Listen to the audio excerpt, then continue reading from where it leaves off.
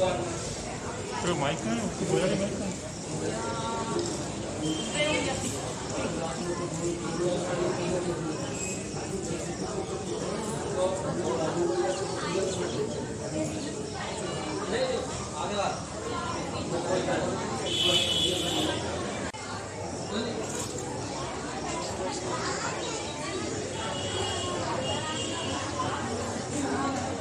यहाँ पे सब काम होने के बाद इधर सब बैठ यहाँ बैठ जाइए। हाँ यार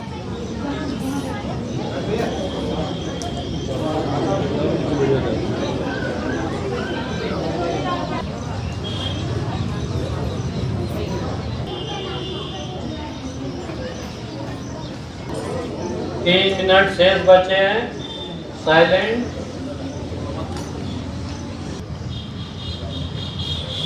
10 सेकंड। 5 टाइम।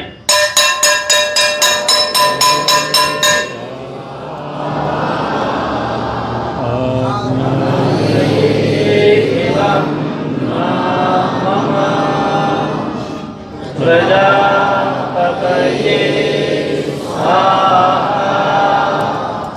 प्रजापतये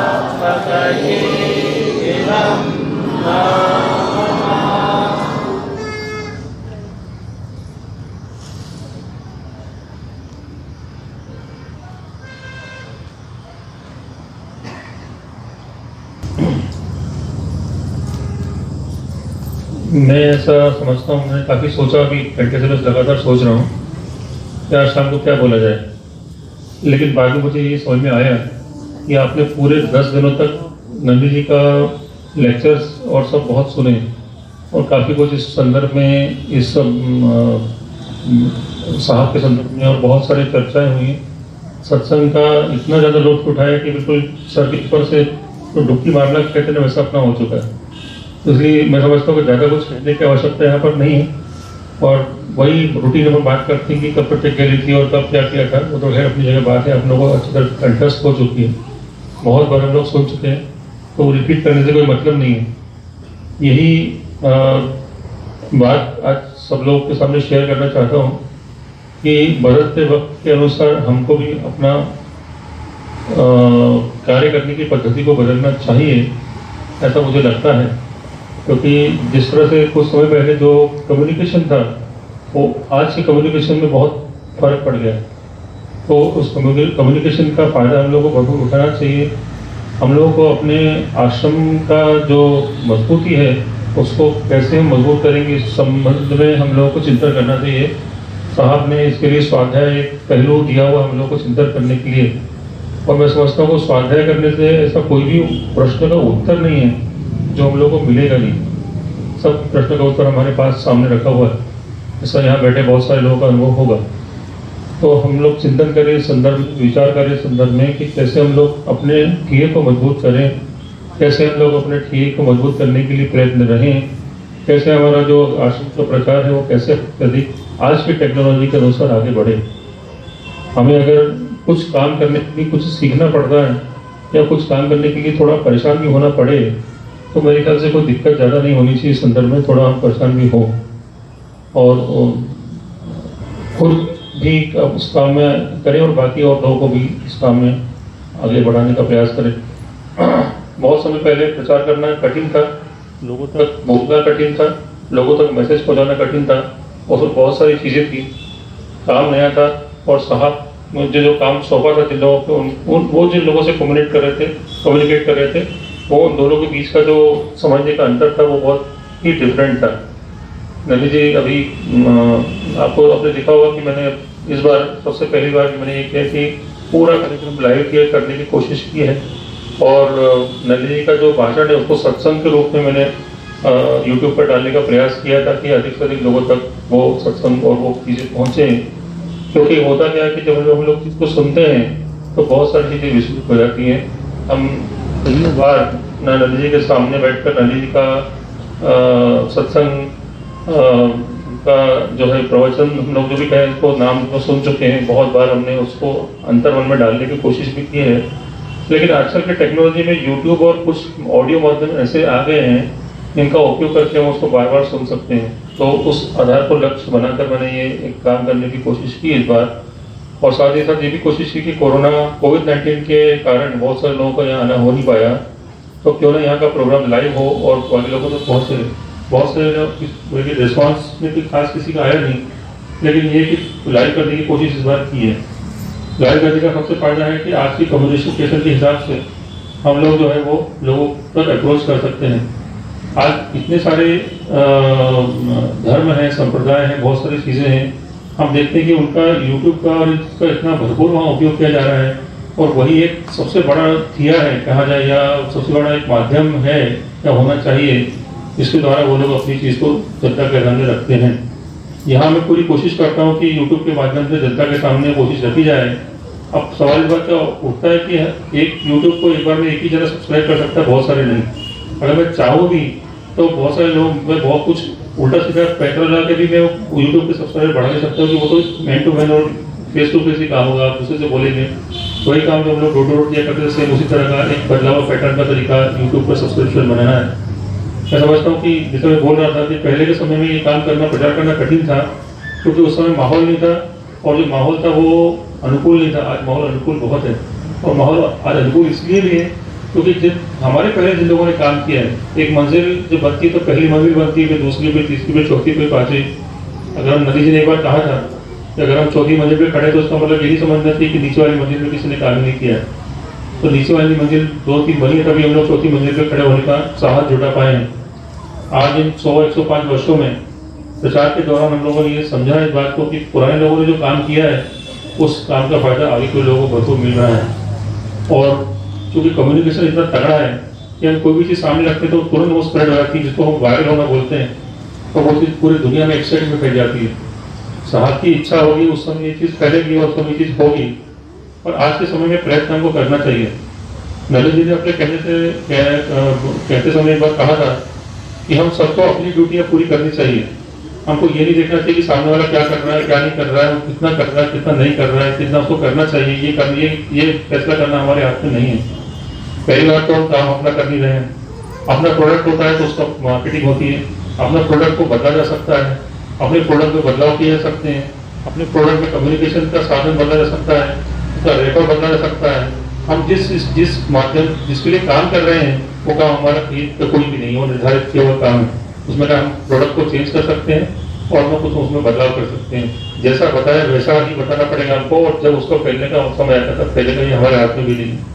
तो सारी चीजें छीन कर हमें तो एक चीज दी गई है कि तुम काम करो, और तुम काम करोगे तो तुम्हारे जो भी मतलब तुम्हें सुविधा दी जाएंगी उसको बातें मत सोचोगे पहले। तो काम करने के लिए हमको ये सोचना है, सोचना चाहिए, मुझे ऐसा लगता है कि हमें ये सोचना चाहिए कि हम हमारी ड्यूटियाँ पूरी कर दें। मैंने ये सोचना शुरू किया आजकल कि मैं अपनी ड्यूटी पूरी कर देता हूँ, और हम सब लोग मिलकर अपनी ड्यूटी पूरी कर दें। जितना हम लोग कर सकते हैं, जो काम हम कर सकते हैं, जितना क्योंकि क्या है, जितना हम लोग कर पाएंगे उतने कर पाएंगे, सारा काम हम लोग कर नहीं पाएंगे। जितना लिखा हुआ है भाग्य में, जितने हमारे हाथ से साफ का इतना काम होना है, उससे बड़ा हम काम कभी नहीं कर सकते, तो निश्चित बात है। तो इसलिए हमको अपनी ड्यूटी पूरी करनी चाहिए। हमें जो बताया गया वो पूरा करना चाहिए। दूसरा क्या कर रहा है, क्या नहीं कर रहा है, उसको क्या करना चाहिए, इसे सोचना हमारा काम नहीं है। तो इसलिए आज का जो समय है इतना ज़्यादा अनुकूल है कि अभी कुछ समय पहले मैंने देखा था कि बहुत सारे लोग यूट्यूब पर प्रचार कर रहे हैं, लोग सामने वाली बात सुन रहे हैं। साहब का तो संदेश ही ऐसा है, इतना अजूबा, इतना विस्मयकारी संदेश है कि हम किसी माध्यम से बताएंगे लोग सुनने के लिए तैयार है। चाहे वो यूट्यूब से बताएंगे, चाहे प्रचार से बताएंगे, चाहे मीटिंग लेके बताएंगे, हर आदमी सुनने के लिए तैयार है। क्योंकि साहब को हमारी जरूरत है, हम साहब के लिए काम कर रहे हैं, और हमारा एक सबसे बड़ा यही जीवन का उद्देश्य है कि हमारे हाथों से अधिक से अधिक कार्य हो। पर मैं ये समझता हूँ कि उस कार्य को करने के लिए हमको आज के समय में आज का जो कम्युनिकेशन का साधन है उस साधन का भरपूर प्रयोग करना चाहिए। और एक बात और मुझे समझ में आई थी, और वो ये है कि हम लोगों को डिस्कशन करना चाहिए सबसे आर्मी में भी और सब जगह, और शायद इसमें कंपनी में भी एक चीज़ बताई जाती है कि इसका मैक्सिमम डिस्कशन कीजिए। आप अगर किसी चीज़ को जानते हैं तो उसको सामने वाले तक स्प्रेड कीजिए। मैं देखता हूँ कि कोई भी चीज़ अगर जैसे यूट्यूब पर अभी मैं आपको अगर बात बता देता हूँ कि अभी कोविड-19 के समय एक जने का सुझाव मेरे पास आया था कि कोविड-19 का एक फॉर्म बनाया जाए और उस फॉर्म को इंटरनेट पर डाला जाए और इंटरनेट पर डाल के अपने पास अच्छा खासा डेटा तैयार होगा। मैंने तुरंत वो मार्च के अंदर फॉर्म बनाया, शायद 24-25 मार्च को फॉर्म बना के मैंने 3 बार उसके ऊपर डाला यूट्यूब के ऊपर, सॉरी फेसबुक पे यूट्यूब पर 2 बार डाला और एक बार अपने माधव सत्संग के ऊपर डाला ताकि लोग उसको फिलअप करें। लेकिन आज कितने महीने निकल गए, मार्च, अप्रैल, मई, जून, जुलाई, अगस्त, सितंबर, अक्टूबर, अभी तक किसी ने फॉर्म फिलअप नहीं किया। अगर आज फॉर्म फिलअप होता तो आज अपने पास एक लंबा चौड़ा आंकड़ा होता ये बताने के लिए कि हमारे अग्निहोत्र करने के उपरांत हम कोरोना पॉजिटिव नहीं हुए। इसलिए पूरा फॉर्म बना के मैंने उसमें फॉर्म जब डाला मैंने यूट्यूब पे और फेसबुक पे बहुत सारे लोगों ने लाइक कर दिया उसमें, पर ऊपर किसी ने देखा ही नहीं कि उसमें फॉर्म डाल करके लिखा हुआ क्या है। उसके बाद मैंने फिर वहाँ पे माधवाचक सत्संग के दीपक साहवा जी हैं, तो उनके कहने पर मैंने दोबारा फॉर्म को करेक्टर करके अभी उसमें करेक्शन बाकी है वो फिर डाला उसके ऊपर, तो फिर किसी का रिस्पॉन्स उसके ऊपर आया नहीं। तो मैं समझता हूँ कि जो भी आश्रम से कम्युनिकेशन के साधन आपके मोबाइल के अंदर हैं उसको कम से कम रोज पढ़िए तो और जब देखिए तो कि क्या डाला जा रहा है। केवल अपनी अपनी बात कहने के और सुनने से अच्छा है कि दूसरी की बात भी सुने और दूसरी बात भी सोचे और समझें। अगर अब मार्च में आप लोगों ने पढ़ लिया होता तो आज अच्छा खासा डेटा हमारे पास क्या होता, हम एक प्रो बता सकते थे लोगों को, देखो ये इतने लोग 1000 लोग अभी तक कर देते हैं और 1000 का डेटा हमारे पास रहता है तो किसी को कोविड-19 नहीं हुआ। लेकिन वो फॉर्म मैंने कई बार देखा उसको खोल के, वो हमेशा मुझे ब्लैंक ही मिला, इसने फॉर्म भरा नहीं उसको। तो इसलिए मैं आपसे बार बार बोलता हूँ कि हम अपने कम्युनिकेशन का भरपूर उपयोग करें। माधव सत्संग पे या फेसबुक पे आप नहीं है तो हो जाइए, कोई बड़ी बात नहीं है। हम किसी भी कंपनी में जाते हैं, कहीं भी जाते हैं, जैसे अभी पोस्ट ऑफिस में जो लोग काम कर रहे थे वो तो जिसमें उसमें कंप्यूटर आया तो वहाँ ट्रेनिंग हुई उन लोगों को, कंप्यूटर लोगों को सिखाया गया। तो हम अगर बदलते वक्त के साथ बदलेंगे नहीं तो प्रचार कैसे होगा, ये बहुत बड़ा अपने आप में मुद्दा है। तो नहीं आता तो सीखिए, और सिखाने के लिए आपके घर में हैं बहुत सारे लोग, युवा लोग वो सिखा सकते हैं, आराम से सिखा सकते हैं, वो सिखाएंगे आपको।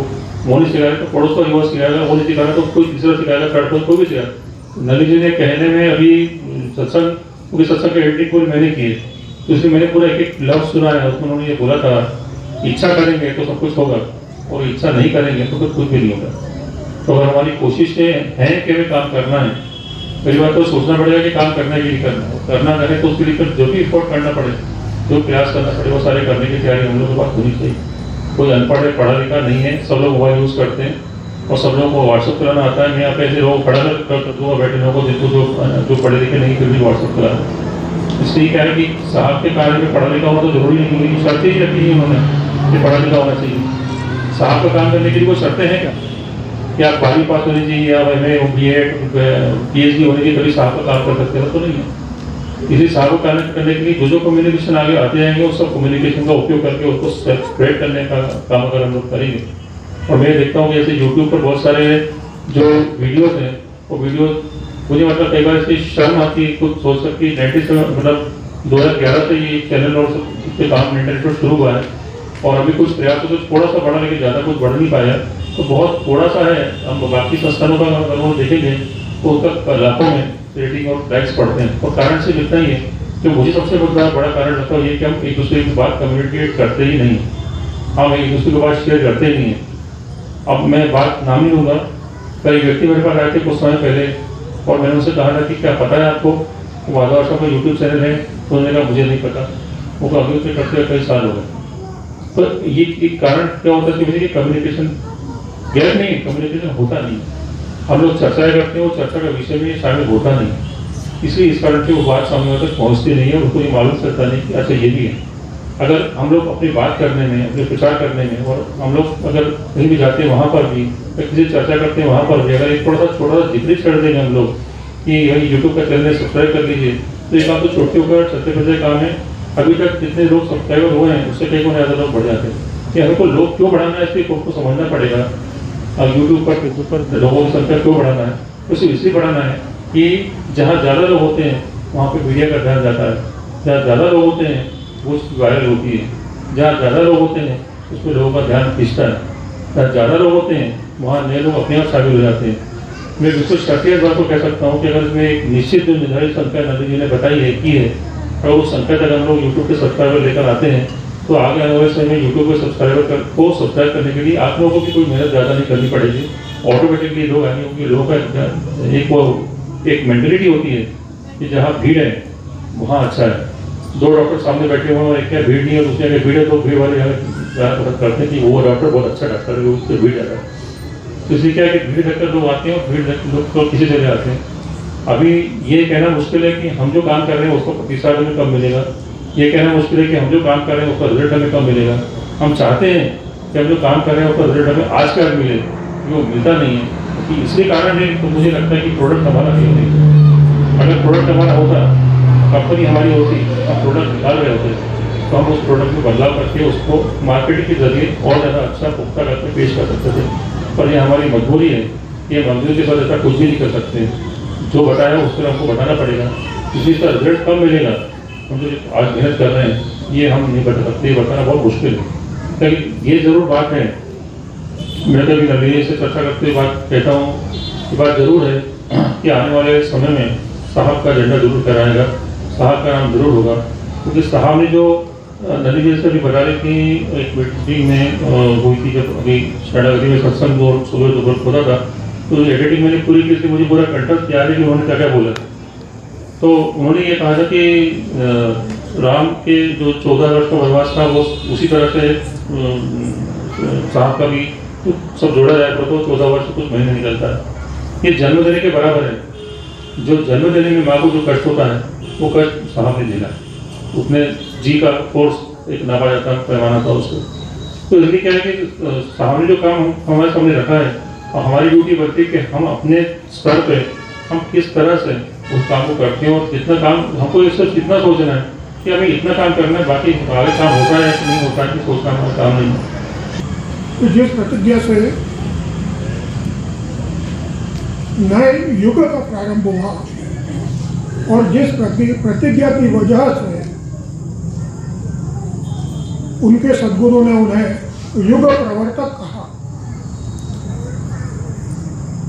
उस युग को भी 61 वर्ष पूर्ण हुए हैं। नए युग को, सत्य युग को या कृत युग को। कृत युग से स्पष्ट उसका अर्थ होता है कि करने का, कुछ करने का युग, पढ़ने सुनने और गाने का युग समाप्त हो गया। अब कुछ करने का युग आया है, कृत युग आया है। तो इस कृत युग का संदेष्टा, उपदेष्टा और प्रवर्तक जिन्हें उनके सद्गुरु ने बनाया, वे महानुभाव श्रीमान माधोजी पोद्दार साहब। उनका यह तपोस्थान, उनका यह कर्म क्षेत्र है जहाँ हम सब आज बैठे हैं। और आज 11 अक्टूबर 1959 को हुई उन्होंने की हुई प्रतिज्ञा का 61वां वर्ष मना रहे हैं। उनके जन्मदिन 1 अक्टूबर से लेकर 11 अक्टूबर का ये महोत्सव जो है यज्ञ का, इसकी पूर्णता आज कर रहे हैं। साहब के बारे में बिल्कुल शुरू में जब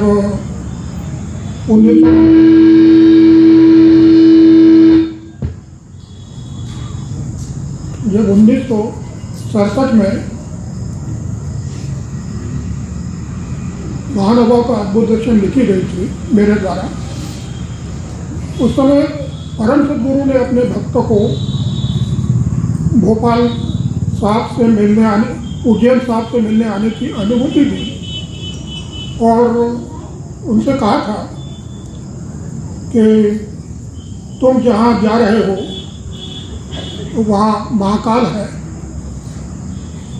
उज्जैन में महाकाल का मंदिर है, और तुम जिनसे मिलने जा रहे हो वो तो प्रत्यक्ष महाकाल है।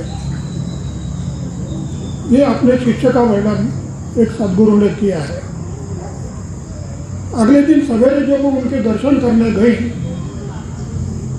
तो उस दिन सोमवार था, वो श्री जी के दर्शन करने गए तो उन्होंने कहा रुको रुको। उन्होंने वो महानुभाव का अद्भुत दर्शन ये पुस्तक निकाली, उसमें से साहब का फोटो निकाला, दिखाया, खोला और उनसे कहा देखो आज सोमवार है, सोमनाथ के दर्शन करो। फिर बिल्कुल अभी साथ के समाधि के उपरांत की बात आती है।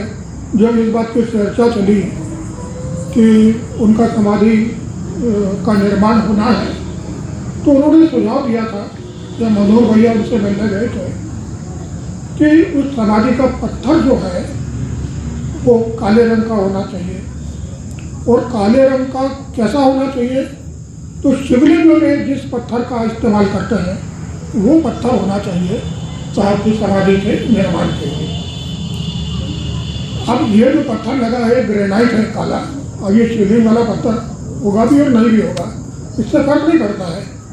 फर्क इस बात से पड़ता है कि श्री जी प्रत्यक्ष अप्रत्यक्ष रूप से सबको ये जता रहे थे कि साहब यानी प्रत्यक्ष साक्षात शिव है, वही महाकाल है और वही सोमनाथ है।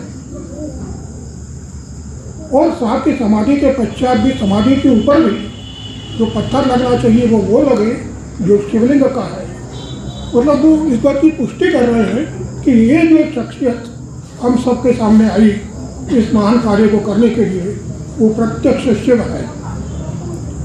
अब शिव कहते ही से हमारी आंखों के सामने जो चित्र आता है, जो प्रचलित है, उस शिव से उनका तात्पर्य कदापि नहीं होगा, क्योंकि ये जो कार्य है जो उसका कार्य है जो शिव का भी बाप है,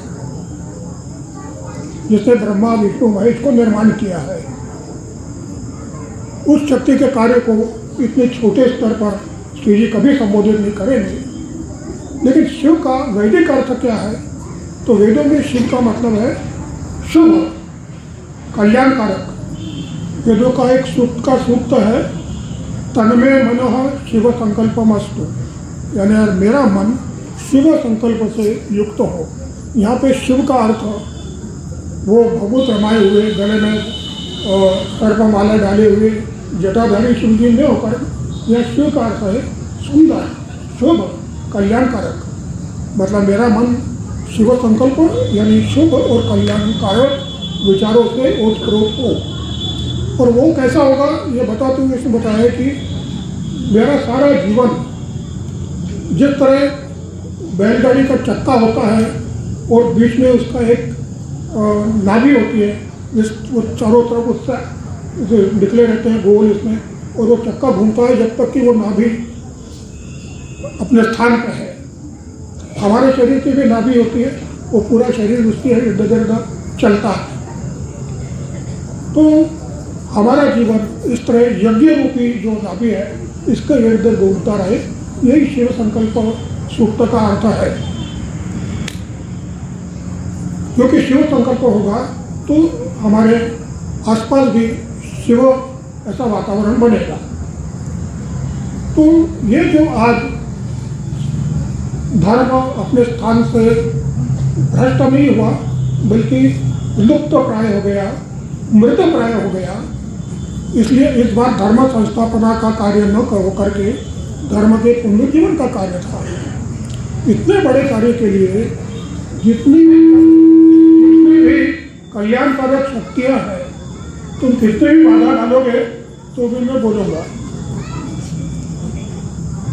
तो वो कितने, वो सारी कल्याणकारक शिव शक्तियाँ, विष्णु शक्तियाँ या तमाम तरह की जो शक्तियाँ जिनका उल्लेख हम किसी भी नाम से जानते हैं, वो सब के सब इस बार इस कार्य के लिए कार्यरत हैं।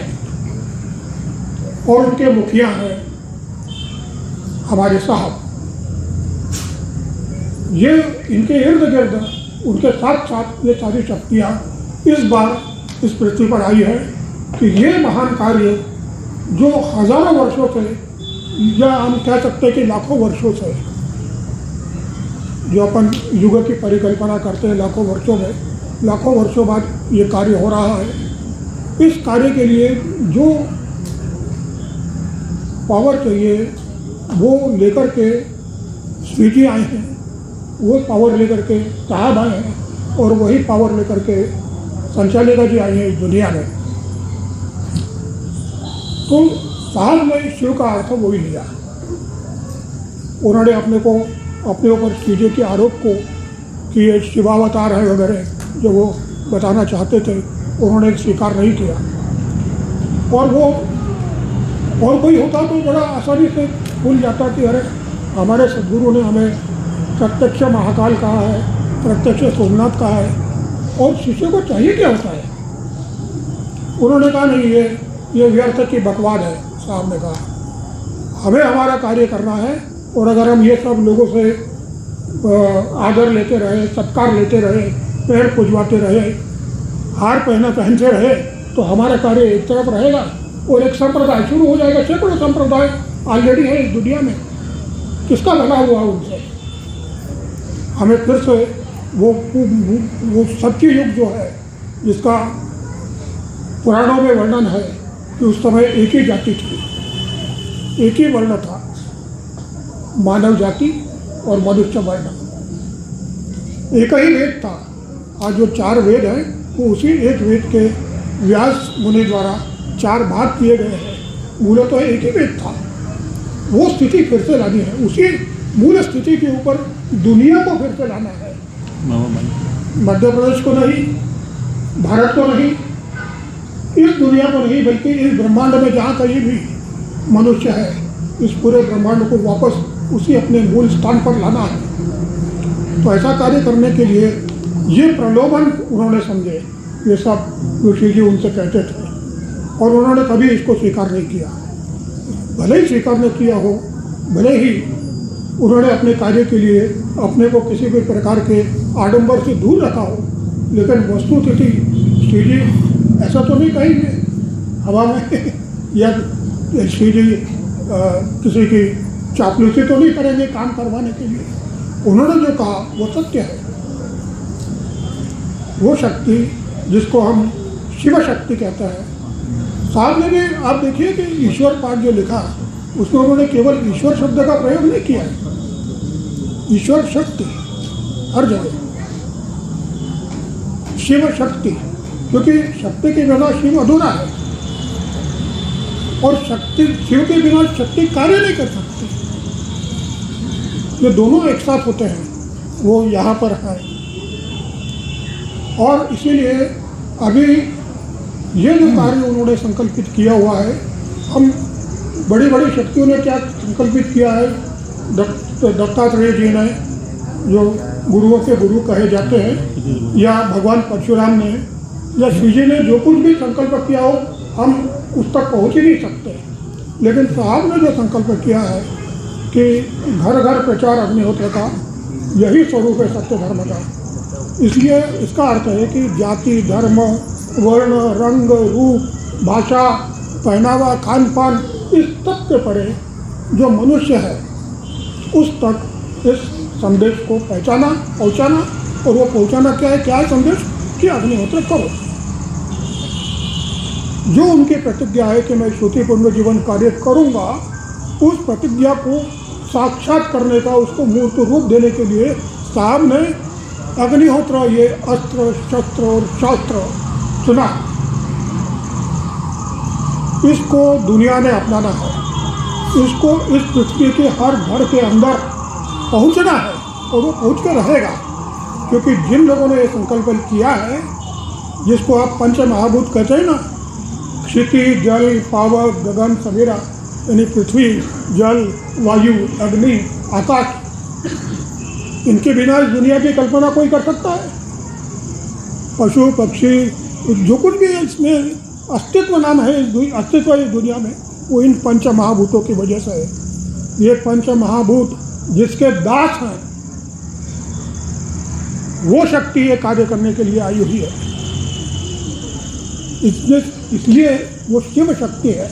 उसका एक ही उद्देश्य है कि बिना किसी भेदभाव के मनुष्य मात्र का कल्याण होना।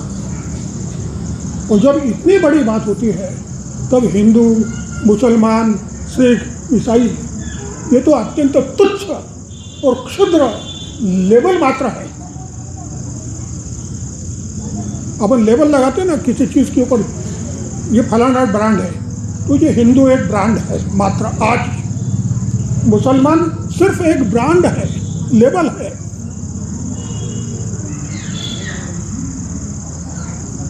और जब हम ये प्रचार करते हैं अग्निहोत्र का, साहब कार्य जब करते हैं, साहब जिस कार्य के लिए आए हैं वो इन लेबल के परे है। जहाँ ये साहब का संदेश पहुँचता है वहाँ ये लेबल उतर जाता है और उतर जाना चाहिए। इसका मतलब ये नहीं कि जो हिंदू है, मैंने एक बार साहब से पूछा था कि उस समय जनगणना होने वाली थी 1961 की, शायद 61 की या 71 की। तो उस समय मैंने साहब से पूछा था कि अब ये जनगणना वाले आएंगे तो उसमें हम अपना धर्म क्या लिखा है, हिंदू या सत्य धर्म। तो साहब ने कहा था सरकार के नज़रों में हम जिस धर्म के हैं उसी धर्म के बने रहे, हिंदू ही लिखवाए। क्योंकि वो धर्म किस काम आना है, जन्म और मृत्यु के समय। इसके अलावा तो उसका कोई काम नहीं है। वो धर्म जो आज तक आप आचरण में लाते रहे हैं, वो धर्म आपका कोई कल्याण अब नहीं करेगा। 1959 के पहले करता था, क्योंकि वो ईश्वर शक्ति की इच्छा से ही आया था। हिंदू धर्म, इस्लाम धर्म, ईसाई धर्म सब ईश्वर शक्ति की इच्छा से ही आए थे और मनुष्य के कल्याण के लिए आए थे। लेकिन उनके धर्म के ठेकेदारों ने उनका सत्यानाश कर दिया है। अब इसीलिए इस सत्य धर्म का आना, इसका पुनरुज्जीवन होना ईश्वर शक्ति द्वारा तय हुआ है। तो वो ईश्वर शक्ति ऐसा कैसे करेगी कि तुम अग्निहोत्र करो और तुम फलाना वो दिन का जो पूजा पाठ है वो भी करो। अग्निहोत्र से भी वही मिलेगा और पूजा पाठ से भी वही मिलेगा। अग्निहोत्र से भी वही मिलेगा और नमाज और इबादत करने से भी वही मिलेगा। अग्निहोत्र करने से जो मिलेगा वो प्रेयर करने से भी मिलेगा। ऐसा करेगी ईश्वर शक्ति तो फिर वो क्या करेगी, मनुष्य को दुविधा में डालेगी? नहीं। अब जब से इस सत्य धर्म का पुनरुज्जीवन हुआ है 1959 से, अब अगर मनुष्य को स्वार्थ सिद्धि करनी है तो सत्य धर्म है, इच्छा पूर्ति करनी है तो सत्य धर्म है, ईश्वर दर्शन करना है तो सत्य धर्म है, और कोई दूसरा रास्ता नहीं है। जो कुछ अब तक करते आए 1959 तक हमारे पूर्वज या हम, वो अब फलदायी नहीं होगा। मंदिर जाने से कोई इच्छा पूर्ति नहीं होगी, नमाज पढ़ने से कोई ईश्वर की कृपा नहीं होगी, प्रेयर करने से कुछ नहीं मिलेगा। अब अगर किसी को, मुसलमान को कुछ मिलना है तो वह अग्निहोत्र करने से मिलेगा, हिंदू को कुछ मिलना है तो वह अग्निहोत्र करने से मिलेगा, और ईसाई को कुछ करना है तो अग्निहोत्र करने से मिलेगा। क्योंकि अग्निहोत्र मनुष्य के लिए आया है। आज की तारीख में सत्य धर्म से बड़ा धर्म इस दुनिया में कोई नहीं है। ये सारे के सारे धर्म कुछ करोड़ों में है तो कुछ अरबों की जनसंख्या है इस धर्म की। लेकिन सत्य धर्म की जनसंख्या क्या है? इस पृथ्वी पर जितने भी मनुष्य हैं वो सत्य धर्म के हैं। आज न कल उनको अग्निहोत्र करना है और सत्य धर्म पे आना है। सत्य धर्म की व्यापकता, आज हम अग्निहोत्र का प्रचार करते हैं तो इससे आप ये मत समझिए कि जो अग्निहोत्र करता है वो सत्य धर्म का अनुयायी है, नहीं। अगर एक ईसाई है और उसने अहिंसा का व्रत लिया हुआ है तो सत्य धर्म का एक अंग है अहिंसा। और साहब ने सुख की खोज में पुस्तक से बिल्कुल लास्ट वाले पेज पर ये लिखा हुआ है कि अगर हमारी पुस्तक पढ़ने के बाद आप इस धर्म के किसी एक अंग का, उस अंग की उपासना का भी अगर आचरण करते हैं तो आपके द्वारा पूरे धर्म का पालन होगा। क्योंकि आप हाथी को कहीं से भी पकड़ेंगे तो भी आप पूरे हाथी को पकड़ रहे हैं। तो इसलिए अगर कोई इस दुनिया में बहुत दूर कहीं जंगल में रहने वाला आदमी अगर अहिंसा का आचरण करता है वो हमारे धर्म का है। फिर उसके ऊपर लेवल मुसलमान का हो सकता है, उसके ऊपर लेवल ईसाई का हो सकता है, या उसके ऊपर लेवल हिंदू का हो सकता है, लेकिन वो हमारे धर्म का अनुयायी है। और चूंकि वो हमारे धर्म का अनुयायी है, उसमें एक अंग या उपंग का आचरण कर रहा है तो वह अग्निहोत्र भी करेगा, क्योंकि वो धर्म के एक अंग का आचरण उसके अंदर सद्बुद्धि निर्माण करेगा। कोई है व्यक्ति जो दूर पूर्व में किसी देश का निवासी है और वो केवल सत्य का आचरण कर रहा है, उसको बाकी कुछ करना जमता नहीं है। न वो अग्निहोत्र कर सकता है, न तप कर सकता है, न कर्म स्वाध्याय कर सकता है। वो केवल सत्य बोलेगा, सत्य व्यवहार करेगा और सत्य में जीवन जिएगा, वो हमारे धर्म का अनुयायी है। लेवल उसके ऊपर कुछ भी लगा दो। आप सोचिए हमारा धर्म कितना बड़ा है, हम कल्पना भी नहीं कर सकते इतना बड़ा धर्म है। सिर्फ उस धर्म वो जो इस धर्म के किसी एक अंग का आचरण कर रहा है, उसको हमें इतना बताना है कि तुम अग्निहोत्र करो, क्योंकि इससे युग परिवर्तन होगा, इससे सत्य धर्म का साम्राज्य स्थापित होगा, इतना भर बताना है। तो ये सब इतना बड़ा काम करने के लिए कोई छोटे से भक्तों की या शिष्यों की फौज बनाने वाले सदगुरु यह दुनिया में नहीं आए हैं, चाहे वो परम सदगुरु हो या साहब हो। वो उनके इसीलिए साहब को श्री जी ने जगत गुरु कहा है। साहब किसी एक ग्रुप के, एक जाति के, एक धर्म के या एक कौम के गुरु नहीं है। इस जगत में जहाँ का भी मनुष्य है उनके गुरु है। वेद ये बताते हैं कि जब ये पृथ्वी निर्माण हुई उसी समय ईश्वर ने मनुष्य को उसका धर्म बताया। तो वो सृष्टि के आदि से ईश्वर ही मनुष्य का गुरु है। जब कोई मनुष्य सदगुरु नहीं था उस समय ईश्वर उसका सदगुरु है। और जब जब इस पृथ्वी में मनुष्य जन्म लेता है, जो लगातार लेता रहता है, रोज ही जन्म होता है, रोज ही मृत्यु होती है, तो जब भी मनुष्य इस पृथ्वी पर जन्म लेता है उसी क्षण से उसका सदगुरु भी उसके साथ आता है और उस सदगुरु का नाम है ईश्वर। क्योंकि मनुष्य के जन्म के साथ ही उसने सत्य धर्म बताया हुआ है। फिर हम लोग जो अलग अलग लेबल लगाए हुए हैं उसको सत्य धर्म से खींच के लाते हैं और हिंदू, मुसलमान या ईसाई बना देते हैं। हमें साहब का कार्य यह है कि उनको फिर से वो लेबल उतार करके उसके मूल धर्म की याद दिला देना है। और ये याद दिला देना बहुत मुश्किल काम है। इसको सरल करने के लिए उन्होंने साहब ने अग्निहोत्र नाम का अस्त्र शस्त्र या शास्त्र हमको दिया है। लोगों को हमारा काम केवल इतना है, लोगों तक अग्निहोत्र को पहुंचा देना, और बाकी काम अग्निहोत्र खुद करेगा। उसको उसकी पहचान कराएगा, उसके मूल धर्म की पहचान कराएगा, उसको इस सत्य धर्म के ऊपर लाएगा, सत्य के अन्य और सत्य धर्म के अन्य अंगों की ओर लाएगा। तो ऐसा जो कार्य करने के लिए साहब आए हैं, कितना विशाल कार्य है, उसके लिए कितनी। आज आप देखिए कि जब यह अग्निहोत्र बताया गया था तब इसमें केवल 4 ही अंग थे, 5वां अंग ये पात्र नाम की चीज़ थी नहीं। क्योंकि वो शुरू हो रहा था अग्निहोत्र, तो अगर लोगों को बताते कि पात्र भी लाओ तो वो कैसे करते हैं। इसलिए मटके के ढक्कन जो कुछ भी और कुछ भी नहीं तो कवेलियों का टुकड़ा उसके ऊपर अग्नि जला करके लोगों ने ये किया। और साथ कहते थे जो कुछ भी हमने हमारे पास है, जो कुछ भी हमारे पास ज्ञान है, ये सब हमें परम सदगुरु से मिला हुआ है, उनकी देन है। और उधर परम सदगुरु बताते हैं कि इस कार्य के पीछे जो कुछ भी शक्ति है, जो कुछ भी कार्य है, वो सिर्फ पोद्दार साहब का है। पोद्दार साहब शिव हैं, पोद्दार साहब सोमनाथ हैं, पोद्दार साहब महाकाल हैं। तो ऐसा ये दोनों हम जब परम सदगुरु और महानव का अद्भुत दर्शन देखते हैं तो उसमें हम ये देखते हैं कि ये दोनों एक दूसरे के ऊपर दोषारोपण कर रहे हैं। ये कहीं देखा आपने? कहीं देखने को नहीं मिलता, क्योंकि दोनों समतुल्य हैं, दोनों समबल हैं। एक ही शक्ति है जो 2 रूपों में विभाजित हुई है। इसका एक छोटा सा उदाहरण है कि साहब की एक पुस्तक का महाराष्ट्र के किसी व्यक्ति ने मराठी में अनुवाद किया।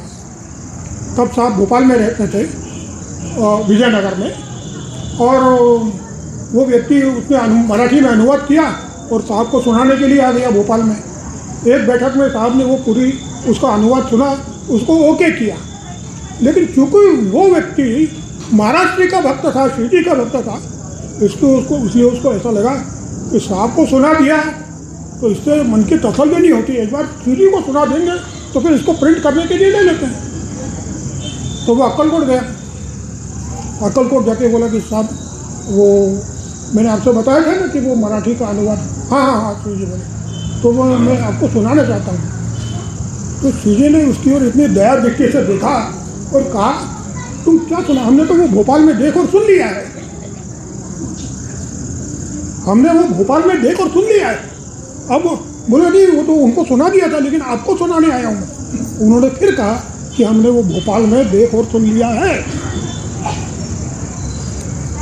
तो ऐसा मतलब जो साहब ने आदर्श हमारे सामने प्रस्तुत किया, वो क्या है? वो आदर्श है गुरु शिष्य का आदर्श। गुरु का आदर्श तो छोड़ दीजिए, शिष्य का आदर्श प्रस्तुत किया है कि हमारा शरीर उनका शरीर, हमारी आंखें उनकी आंखें, हमारी बुद्धि उनकी बुद्धि, हमारे विचार उनके विचार, हमारे मन में वही विचार आने चाहिए जो वो करते हैं, हमारी आंखों ने वही देखना चाहिए जो वो देखते हैं, हमारे कानों ने वही सुनना चाहिए जो वो सुनते हैं। जब हम अपने तपाचरण द्वारा, अपने भक्ति द्वारा या अपने समर्पण द्वारा ऐसी शक्ति, ऐसा अनुभव करने लगते हैं, तब उसको कहते हैं हम कि जैसे ये उदाहरण तब उसके ऊपर लागू होता है श्री जी का। और जहाँ तक हमें हर बात के लिए श्री जी से पूछने जाना पड़ता है, तब तक अपूर्णता है, तब तक कहीं ना कहीं अपने अंदर संदेह है। इसका दूसरा उदाहरण बताता हूँ कि इसके पहले साहब जो कुछ भी लिखते थे, हालांकि श्री जी ने कह दिया था कि एक दिया से जब दूसरा दिया जलाया जाता है तो कोई ये पहचान नहीं सकता कि पहला दिया कौन सा और दूसरा दिया कौन सा, दोनों एक जैसे रोशनी देते हैं। तो जब शिष्य सद्गुरु के संपर्क में आकर के पूर्णावस्था प्राप्त करता है तो कौन पहले पूर्ण हुआ ये कोई नहीं बता सकता। साहब उस अवस्था तक इन सर्च ऑफ हैप्पीनेस लिखते समय पहुंच गए थे, लेकिन उसके बाद भी जो कृतज्ञता गुरु के प्रति होनी चाहिए उस, और जो वो पहले करते रहे, उसके अनुसार साहब हर पुस्तक उनकी ओर मंजूरी के लिए भेज देते थे। मनोहर भैया के हाथों मानव का उद्बोधन भी भेजी थी। लेकिन एक बार ऐसा प्रसंग आया कि यहाँ ये जो अग्निहोत्र पुस्तक है, ये जब लिखने के लिए बहुत कम समय था और छापने के लिए भी बहुत कम समय था, तो श्री जी को दिखाना संभव नहीं था। तो संचालिका जी ने कहा कि हमने देख लिया, तुम छाप दो। तो मैंने कहा अपन ने श्री जी को दिखाई नहीं है। तो उन्होंने कहा हमने देख लिए, हमने वो अग्निहोत्र पुस्तक छाप दी। और मेरे मन में हमेशा ये एक गिल्टी कॉन्शियस रहा कि अपन ने श्री जी को दिखाई नहीं और छाप दी। और इसलिए मैं उसके बाद 2-3 बार उनसे मिला हूँ और मैंने कभी हिम्मत नहीं हुई कि उस पुस्तक का उल्लेख भी करूँ। तब तक वो पुस्तक हजारों की संख्या में बिक चुकी थी, लेकिन श्री जी के सामने उस पुस्तक का उल्लेख करने की हिम्मत नहीं हुई। और एक दिन खुद श्री जी कह रहे हैं कि तुम्हारे हाथों से जो बड़े महान कार्य हुए उसमें एक वो अग्निहोत्र पुस्तक है। ये बात क्या सिद्ध करती है कि सद्गुरु शक्ति एक होती है। हम भी सद्गुरु शक्ति के ऊपर लेबल लगाना चाहते हैं।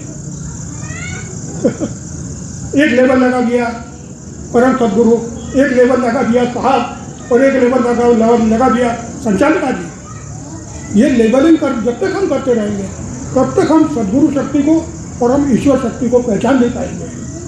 ये शक्ति एक है, ये अलग अलग विचार कर ही नहीं सकते, ये अलग अलग सोच रख ही नहीं सकते। जो एक सोचता है वही दूसरा सोचता है। इस स्थिति तक जब हम खुद पहुंचने लगते हैं तब हमारा धर्माचरण पूर्ण हो चुका होता है। वहां तक पहुंचना ये हमारा लक्ष्य।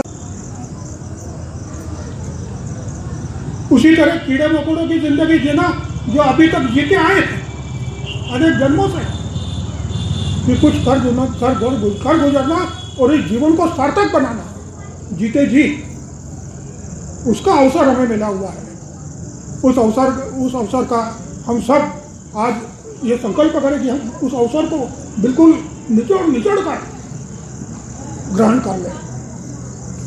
साहब से, संचालिका जैसे, टीजी से, साहब के सत्य धर्म के साहित्य से, और जो कुछ भी अनिष्ट है, जो कुछ भी इस सत्य धर्म के विपरीत है, उससे अपने को अलग करें, क्योंकि वो हमारी पाँव की बेड़ियां हैं जो हमें साहब की ओर जाने नहीं देगी, कभी भी सीधी की ओर जाने नहीं देंगे।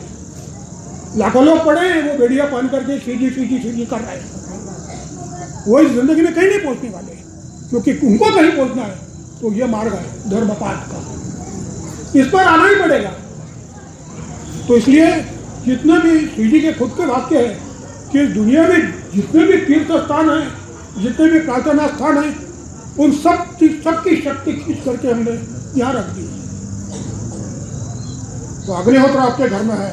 मैंने जैसे अभी बताया था कि पात्र नहीं था पहले अग्निहोत्र का प्रचार। आज मेरे ख्याल से 10-12 साल तक पात्र नहीं था, और उसके बाद श्री जी ने इस पात्र को, इस 5वां नियम ये अनिवार्य किया। तो संचालिक आदमी ने उनसे पूछा कि ये पात्र क्यों, सामने तो नहीं बताया। तो उन्होंने कहा सामने नहीं बताया, लेकिन एक साहब की स्मृति है। आप में तो मैं बता सकता है कि साहब की स्मृति का मतलब क्या है। श्री जी कहते हैं कि हमारे देह त्याग के उपरांत हमारे नैष्ठिक आचरण करता, धर्म के नैष्ठिक आचरण करता इस अग्निहोत्र की अग्नि में हमारा दर्शन करेंगे। तो इस अग्निहोत्र की अग्नि से जब हम आहुति देते हैं, प्रत्यक्ष श्री जी प्रकट होते हैं। ये प्रत्यक्ष श्री जी किसने प्रकट किए, वो किसका आधार लेकर के प्रकट होते हैं, यह दुनिया को पता चले, इसलिए श्री जी ने पात्र इसके अंदर रखा है। क्योंकि साहब जैसा पात्र जिससे श्री जी ने अपेक्षा की थी कि वो कार्य करो जिससे तुम्हारा सदगुरु दुनिया के सामने प्रकट हो। आज उनका सदगुरु, साहब का सदगुरु दुनिया के सामने प्रकट हो रहा है, तो वो इस पात्र का आधार लेकर के प्रकट हो रहा है। इतना अनिवार्य है वो, जितना घी अनिवार्य है, जितना गाय के गोबर के कंडे अनिवार्य है, मंत्र अनिवार्य है, समय है, उतना ही अनिवार्य ये साहब का प्रतीक है। ये बात सिद्ध करती है कि साहब हैं तो श्री जी है। श्री जी को जानना है तो साहब के अलावा और कोई मार्ग नहीं है श्री जी को जानने का। ईश्वर को जानना है, ईश्वर के दर्शन करने हैं, तो साहब के अलावा कोई मार्ग नहीं है ईश्वर दर्शन करने का या ईश्वर को जानने का। और ये सब करना कैसे, तो साहब ने वो पुस्तक दी है, वो आदेश दिया है, वो उपदेश दिया है, जिसका नाम है धर्म पाठ। धर्म पाठ अपने जीवन में लेके आइए, आपके लिए सब कुछ सहज हो जाएगा। ये वो है श्री विद्या। दत्तात्रेय जिसके आचार्य है, भगवान परशुराम जिसके आदर्श है, और श्री जी जिसके उपासक है, वो श्री विद्या हमने तो कहीं नहीं देखा कि उनके चरित्र में, साहब के चरित्र में, कि उन्होंने साहब को श्री विद्या दी है, ये श्री विद्या का मंत्र दिया है, कहीं नहीं। उन्होंने साहब को श्री विद्या का मंत्र इसलिए नहीं दिया कि साहब को वो श्री विद्या सारी दुनिया को देनी थी। साहब और श्री जी अलग थे नहीं, वो एक ही शक्ति दो शरीरों में कार्य कर रही थी। और इसलिए जो ऐसा शास्त्र बताते हैं कि जो श्री विद्या के उपासक होते हैं, उनके एक हाथ में मोक्ष होता है और उनके दूसरे हाथ में भोग होते हैं, दुनिया के भोग, दुनिया का ऐश्वर्य। ये वो श्री विद्या की उपासना का फल है। वो श्री विद्या साहब ने अपनी शक्ति देकर के, अपनी सारी तपस्या देकर के इसके अंदर दी है। और ये सब करने में जो हलाहल, जो विष उत्पन्न हुआ है वातावरण में या सब जगह, उसको उन्होंने ग्रहण किया है, इसलिए वो शिव है। वो उसको ग्रहण करना केवल साहब ही कर सकते थे, इसलिए श्री जी को साहब की आवश्यकता थी, उसके बिना ये कार्य हो नहीं सकता था। साहब से बड़े बड़े विद्वान श्री जी के पास मौजूद थे, साहब से बड़े बड़े तपस्वी श्री जी के पास मौजूद थे, वेदों के प्रकांड विद्वान श्री जी के पास मौजूद थे, लेकिन एक भी उसके लायक नहीं था इस कार्य के लायक, क्योंकि इस कार्य को करने के लिए एक ही लायकी लगती थी, हृदय की शुद्धता। उन सब के ऊपर, उनके हृदय के ऊपर भी तरह तरह के लेबल लगे हुए थे, धर्माचरणों के, मंत्रों के, इसके उसके, पता नहीं तमाम कबाड़ कचरा सब दिल में इकट्ठा करके रखा था। शुद्ध हृदय वाले एक ही व्यक्ति उनको मिले, तो इसलिए साहब का अनुयायी बनना यह एक बड़े फक्र की बात है।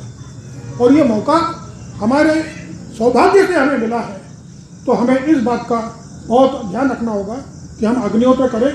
अपने घर में अग्निहोत्र आया है, यानी अग्नि रूपी श्री जी, पात्र रूपी साहब हमारे घर में आए हैं और उनको अपने घर में रखना है। तो केवल अग्निहोत्र करने से, अब तक कर लिया आपने, उसका अनुभव जो आना इससे आगे बढ़ना है आपको। वो चीज़ हासिल करने की, वो चीज़ हासिल करनी है जो साहब ने एक स्त्री आपके हाथ में दे दी है कि ये लो, और आपने उसको पकड़ लिया, इतनी आसानी से दे दी है। और वो है इस मनुष्य जीवन की पूर्णता, वो आपको अभी मिली हुई है, उसका आनंद लो और साहब की अनुयायी कहलाओ। ये आज के दिन का संकल्प हम कर सकते हैं। ये हमारा संकल्प मन ही मन होना चाहिए, क्योंकि एक बार कुछ लोगों ने ऐसा सोचा कि श्री जी ने प्रतिज्ञा की और साहब ने भी प्रतिज्ञा कर ली, हम कोई कम है क्या? हम भी श्री जी के अनुयायी हैं, हम भी ये करते हैं, हम भी वो करते हैं, हम 4 घंटे बैठते हैं, हम 5 घंटे बैठते हैं। तो वो गए श्री जी के पास कि साहब वो हम सोचते हैं कि आज हम प्रतिज्ञा कर डालें। श्री जी अच्छे, और उन्होंने कहा बिल्कुल बिल्कुल, कोई भी प्रतिज्ञा कर सकता है, लेकिन जोर से मत बोलना है, मन ही मन बोलना। क्योंकि साक्षी तो ये सब है, पंच महाभूत। अगर तुमने उसको तोड़ दिया तो वो तुमको तोड़ देंगे, तो इसलिए मन ही मन बोलना जो बोलना है। क्योंकि फिर साहब की प्रतिज्ञा यानी क्या, तो उन्होंने बताया था जिससे पोद्दार साहब की प्रतिज्ञा, यानी मराठी में उसका एक स्लैंग है, वो कहा है कि सती के वाण। पुराने ज़माने में जब पति की मृत्यु के बाद पत्नी सती जाती थी, तो वो जो कुछ बोलती थी, जो कुछ आशीर्वाद देती थी, वो सब सत्य सिद्ध होते थे। क्योंकि वो उसको मालूम था कि अब वो जा रही है अपने पति के साथ सहगमन कर रही है, उसको सत्य का वाण कहते थे। उसकी वाणी में सत्यता होती थी, और वो सत्यता इसलिए होती थी कि वो सब कुछ त्याग रही है, अपना सब कुछ त्यागने के लिए तैयार है। तो जो आदमी अपना सब कुछ त्यागने के लिए तैयार होता है अपने प्रिय के लिए, उसका बोला हुआ शब्द ये वरदान होता है। तो पोद्दार साहब की प्रतिज्ञा ये सती का वाण थी, वो तुम लोग नहीं कर सकोगे, इसलिए जोर से मत बोलना। वो 50 लोगों ने की होगी प्रतिज्ञा, और पता नहीं क्या कहाँ तक वो पहुँचे होंगे। तो इसलिए हमें ऐसी कोई प्रतिज्ञा करने की आवश्यकता नहीं। हमें तो ये संकल्प करना है कि हम साहब के मार्ग पर चलेंगे, साहब का कार्य करेंगे। अभी विवेक जी ने बताया वो कितना परिश्रम कर रहे हैं इस डिजिटल वर्ल्ड में अग्निहोत्र को, क्योंकि ये एक ऐसा माध्यम है कि जिसके द्वारा आप लाखों लोगों तक, करोड़ों लोगों तक पहुंच सकते हैं। आपको क्या करना है उसमें? आपके पास मोबाइल है, सबके पास है मोबाइल, किसके पास नहीं है? हाँ, तो मोबाइल है, मोबाइल लीजिए, उसमें इंटरनेट का इस्तेमाल कीजिए, फेसबुक, यूट्यूब, इसका इस्तेमाल कीजिए। और इन्होंने माधवाश्रम नाम से यूट्यूब जो चैनल बनाया हुआ है, उस चैनल को सब्सक्राइब कीजिए।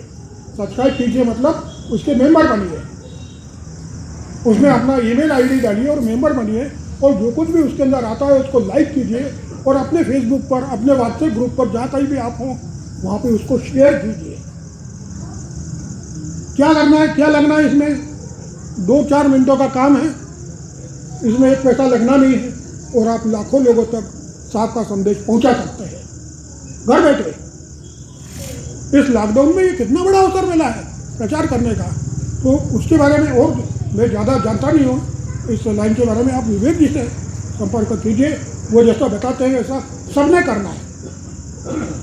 मुझे आशा है कि आप बहुत बड़े काम नहीं कर सकते इसमें, तो एक छोटे से छोटा काम जो बच्चा भी कर सकता है, उसको करने का संकल्प ले रहे हैं आप। बिल्कुल वो लीजिए, और विवेक जी के सहयोग से धूम मचा दीजिए डिजिटल वर्ल्ड में। आप बचा सकते हैं, उसके लिए कुछ भी नहीं करना है, केवल 1 बटन दबाना, 2-4 बटन दबाने, आपका काम हो गया। तो ये और इससे ज़्यादा अगर कुछ करना है, अगर इसमें आगे बढ़ना है अग्निहोत्र से, तो सबसे पहले शर्त है कि जो कुछ भी असत्य है, जो कुछ भी आडंबर है, उससे अपने जीवन के जितने भी आडंबर आप हटाते चले जाएंगे, आप उतने ईश्वर के करीब होते चले जाएंगे। तपाचरण और बाकी सारे कर्मों का, धर्म के सभी अंगों का आचरण बहुत ही आसान हो जाएगा। बस इतना ही मैं आज कहना चाहता हूँ। धन्यवाद।